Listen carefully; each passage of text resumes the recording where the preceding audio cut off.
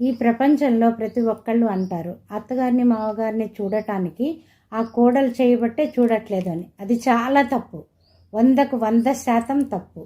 ఎందుకు అంటే తండ్రి తల్లి తండ్రులని చూడకుండా తప్పించుకుని ఆ బాధ్యతని తన భార్య మీద వేసేసి అందరూ అమ్మాయిని అంటుంటే తమాషా చూసేవాడు ఉంటాడే మగవాడు, ఆ అబ్బాయిది 100కు 100% తప్పు.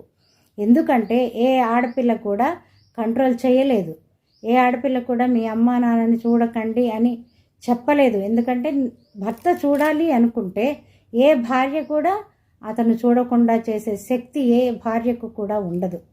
ఎందుకంటే భార్య చెప్తేనే ప్రతి మాట వింటున్నారా? అలా అయితే 100కు 100% కుటుంబాలు ఈ రోజుల్లో ఏ విధమైన మనస్పర్ధలు లేకుండా జరగాలి. ఎందుకని అన్ని కుటుంబాలు ఎందుకని సక్రమంగా ఉండట్లేదు? అందులో తప్పెవరిది? భార్యాభర్తలు. భార్య చెప్పిన ప్రతి మాట భర్తే వింటే అసలు దూరం వెళ్ళాలని ఆ పిల్లే అనుకోదు కదా. ప్రతి ఒక్క మాట ఏ మగవాడు వినడు, తప్పులన్నీ ఆ స్త్రీ మీద నెట్టేసి ఊరుకుంటాడు. కాబట్టి తల్లిదండ్రులని పెద్దతనంలో ముసలితనంలో చూడకపోవడం తప్పెవరిది? కోడలిది ఎలా అవుతుంది? కొడుకుదే. కొడుకు చెయ్యబట్టే కోడలు దూరంగా ఉంటుంది, అంతేగాని కోడలు వద్దంటే కొడుకు దూరంగా ఉండడు.